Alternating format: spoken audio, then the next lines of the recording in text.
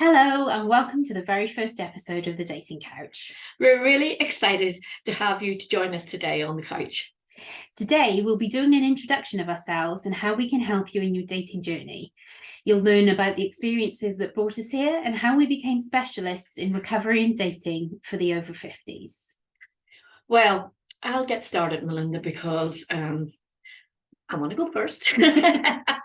So I'm going to tell you a little bit about me for those of you who don't know me already.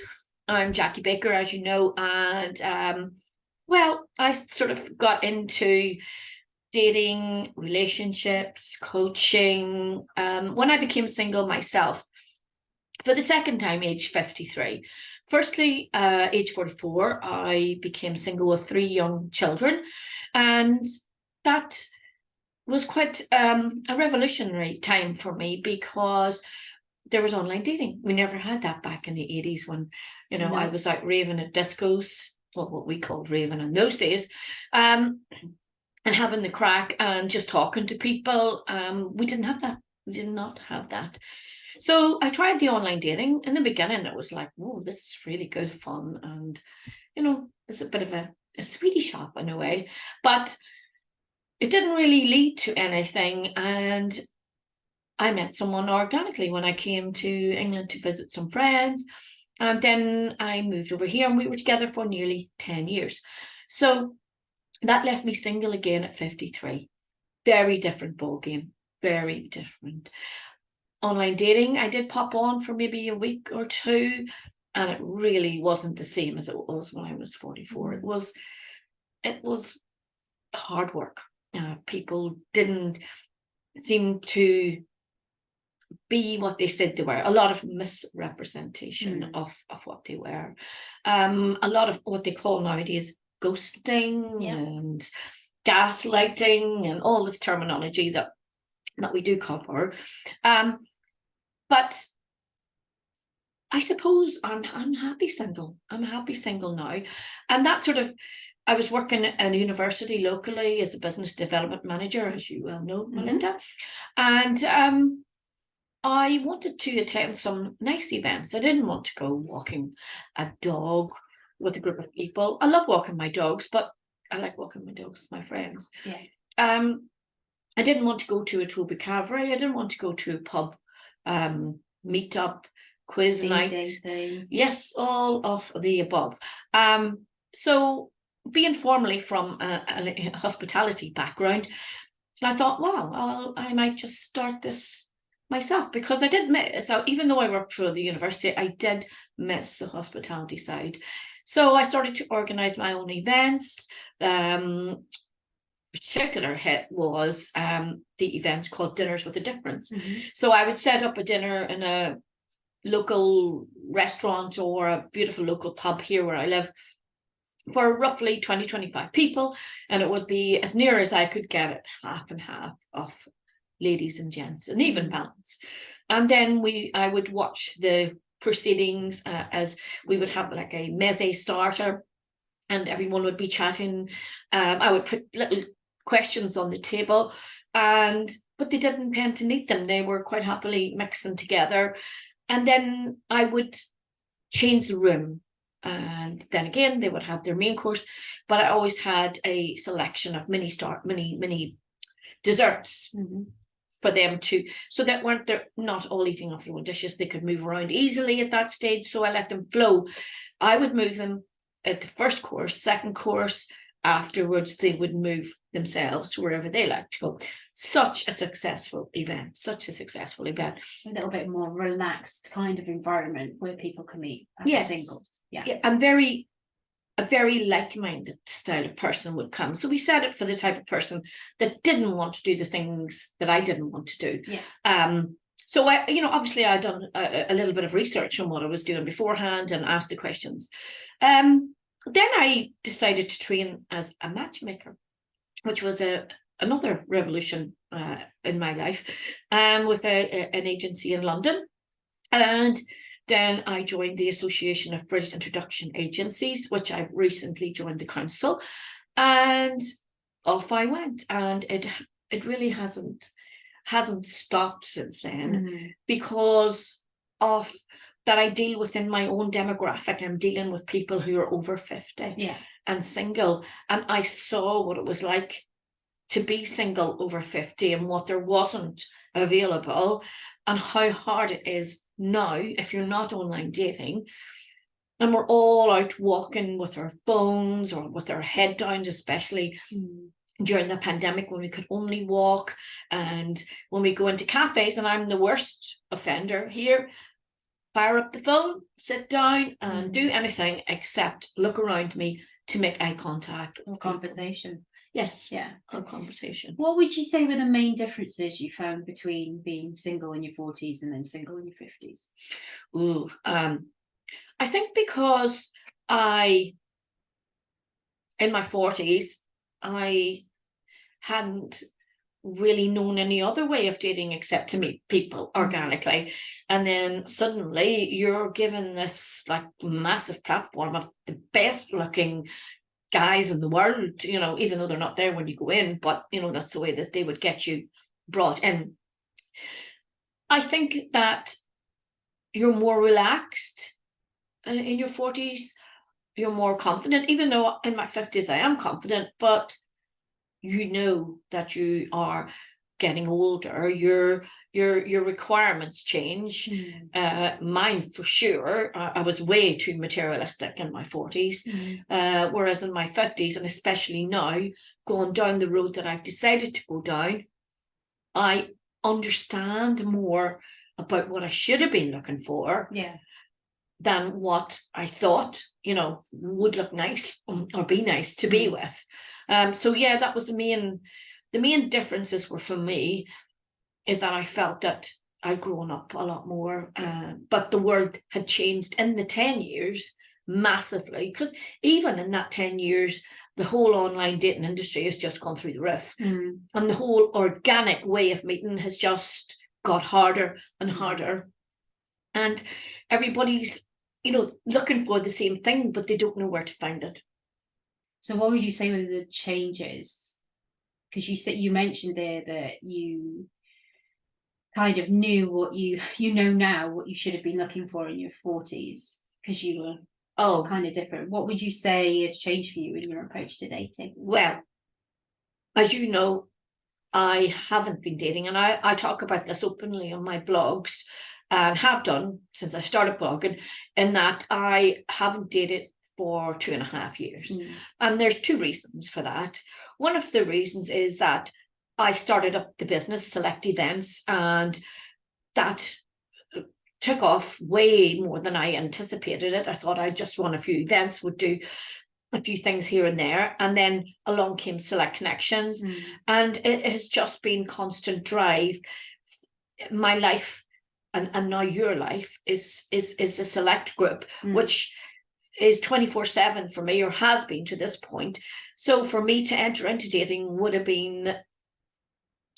it wouldn't have been right for anybody that I was going to meet. It wouldn't have been fair, because I didn't have time to say, well, let's go out next week again, or the week after that, or the week after that, because my life was just constant chaos, which, as you well know, is my life.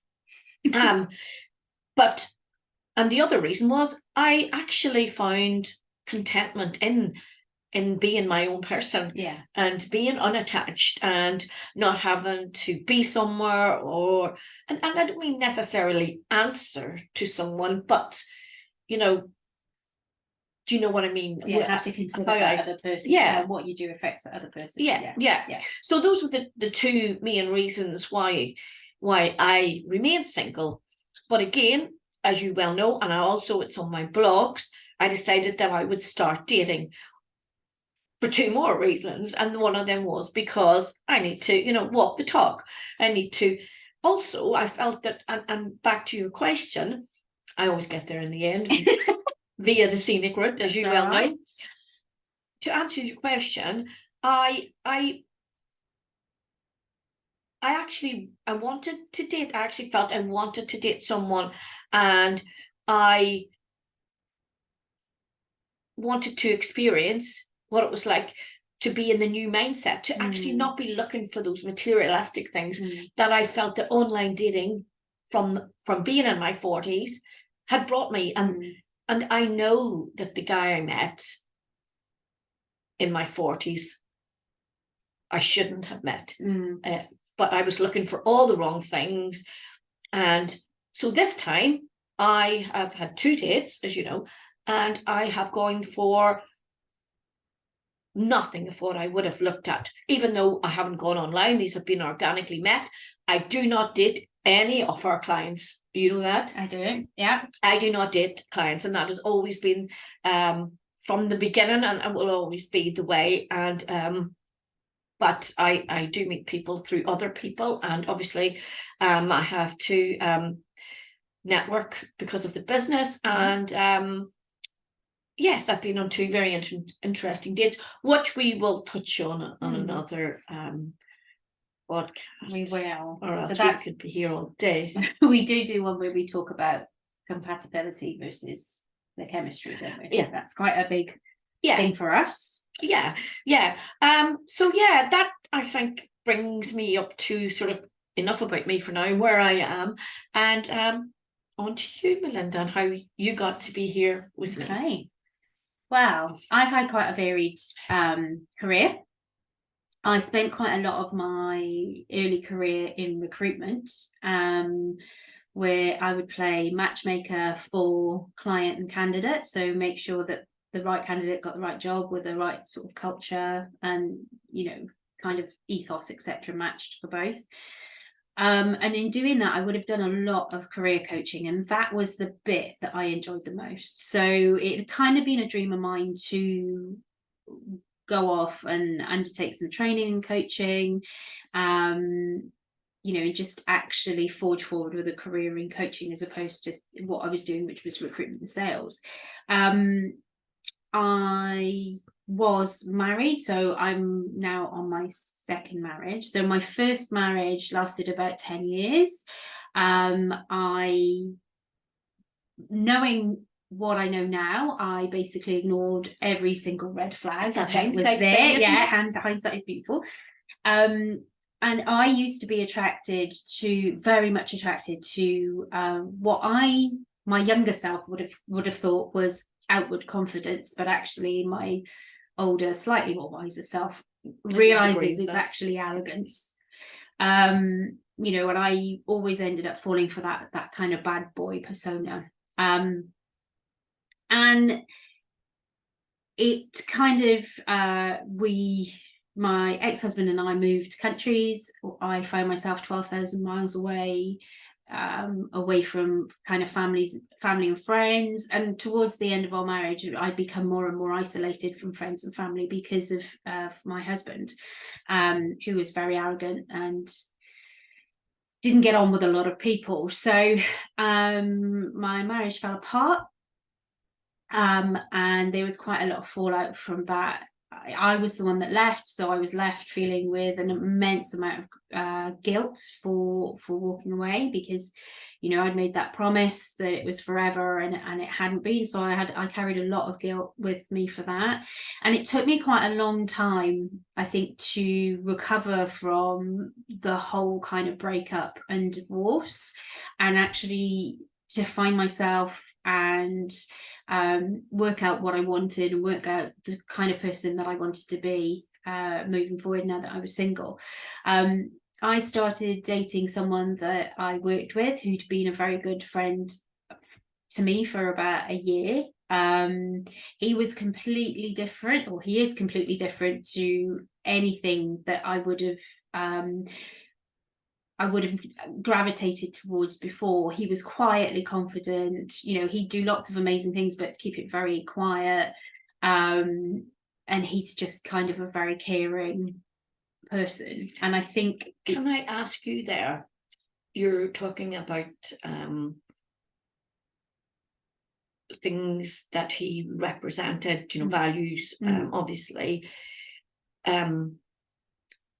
in looks, aesthetics, and that, how different was he? Because that, as you well know, in that is one of the biggest things that we have to address, is that I I'm not attracted, I'm swiping here. Yeah. I'm not attracted instantly to that person. Yeah. What visually was the difference between, or, you know, if, as you say, he was your friend, what was the difference then? If you'd have walked past your now husband on the street, or if he'd have walked up to you in a bar, would you have been interested in him? I think if I hadn't known his personality, probably not, because I think he was, and this is going to sound quite weird, but I think he was too handsome.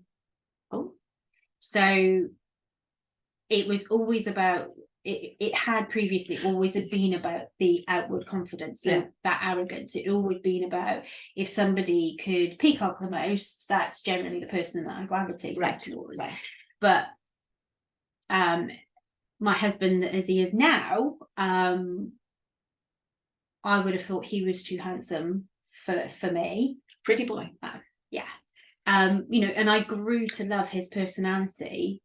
You know, I think he's gorgeous personally. But it was his personality that really, really grabbed me. And it was, you know, the small actions that he would do that made me, because you had time, you spent time with him, that time, which we don't do anymore, and which I think, and you'll agree, is our strongest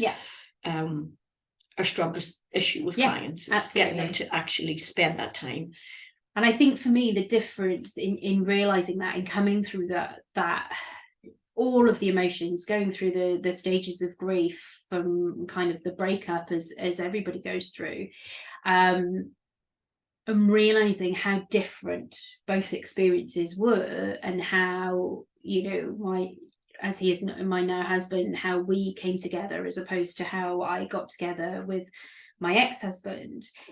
It's kind of, it pushed me forward into doing that coaching side. So I now spend my time, I'm a certified holistic life coach, I'm a neuro-linguistic programming master practitioner. So what that means is I understand now how the brain works. I understand how people can get into habits, and I understand how, you know, when you're older, you can go out, you can find yourself single, go out in the dating world and actually just repeat those habits that you did before when you were younger, and it never works. Yeah. So, you know, I'm able to help clients change those patterns, help them with any barriers they put in place, help them with boundaries that they're putting in place. And that's really the part of my role that I love. And I think helping people recover from breakups, bereavements, divorce, separation, you know, all of that thing, and getting them through the finding themselves as a single person, and then supporting them on their dating journey, is kind of how we've gravitated together, isn't it? So, you know, we've worked together previous in the past. I know that we can, you know, that we've worked together really, really well. And I think I was drawn to Select Connections in the fact that you look at someone that's single in a very kind of, you look at the whole person as opposed to just that person wants to date, I'll go and find them someone to date. We actually look at, is this person ready to date? Is this person looking for the right things? Is this person just going to, you know, find themselves repeating their previous patterns and end up hurt again? So, you know, it's about the whole person and actually making sure they're doing the right thing for them, which is what I think is how I've ended up becoming a partner, because it's that whole ethos of the company. Yes, we just don't take them in and say date. Yeah. We give them their coaching sessions, and then we send them out to date when they're ready. Mm-hmm. But if there's a problem in between, then we take them back in again for another session. But the difference between us and between what we do anyway, besides Select Connections, is that we provide those resources to help people, because of our niche.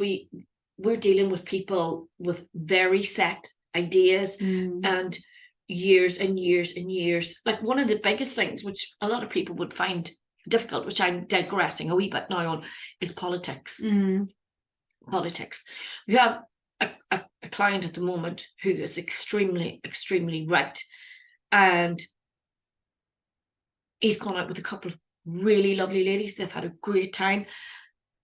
but And it's a anybody, complete don't match. yes, absolutely. And another one is anybody who thinks Brexit is a good idea. No. So these are all things when we were younger and we met our prospective partners. We weren't, you know, we got together when we were younger. We formed our opinions and we worked on. Now we're working, the niche we were working with, that's just an example of their opinions. There's so much more that we need to help them navigate around, but also that we've navigated ourselves. Yeah. And I am currently navigating through my own new dating experiences. So yeah, it's a big minefield, but you know what? It's the best job in the world. Absolutely. When it works. And I think it's understanding, you know, we work with people who are age 50 and beyond. And I think it's understanding that when you find yourself single in a particular decade, as you've experienced, you know, you were single in your 40s, it was very different to being now single in your 50s. And I think, you know, it's having that understanding that being single in your 50s is different to being single in your 60s, and that's even different to being single in your 70s, because the more life experience that we gain, more set in the ways we become. More set in the ways we become. So I guess that the whole point of you know, this podcast is to help give people some advice and some tips and some guidance on actually navigating that whole kind of from breakup right through to a relationship, and all of the challenges and the pitfalls and the highs and the, you know, the happiness in between. So it's the podcast as it goes forward. It's a journey. This is the beginning of the journey where we just tell you a bit about us. Yeah. But we are going to dig in to, as Melinda said, the whole journey from the recovery, from waking up one day and finding that your partner has left you, or you're just been always single for one reason or another. We can dig into that on these podcasts. And or that you've lost through bereavement, you know, the love of your life, the person you've been with this last 30, 40 years. And there's still a lot of life to live. Yeah. And, you know, hopefully through these podcasts, we can give you that help and that assistance to, you know, to do what we do with so many people. Absolutely. So tune in again. Our podcasts will be coming out every 2 weeks. We will have information on our socials, so on our Instagram, and you'll find this podcast as well on our YouTube, as well as on whichever area you're downloading your podcast from. But moving forward, we're going to be covering some subjects. Some of the ones that are coming up are breakup, grief, being single by decade, so showing those different challenges that you have, barriers and boundaries, dating etiquette, attachment style, love languages, all sorts of things to actually help you on that journey. And also, if there's anything that you specifically would like us to cover on a podcast confidentially, then just send it in. Obviously, we will have the link below copied or at Select Connections. It's going to be an exciting and hopefully useful journey. And I think that after Melinda has complimented her husband twice on this podcast, Friday night's a night. So yeah, we'll put all of the notes and all of the links down in the show notes. And thanks for joining us today. Thanks for coming to sit with us on the dating couch. Yes. And we'll see you in 2 weeks. Take care of yourselves. Until then, bye-bye. Bye.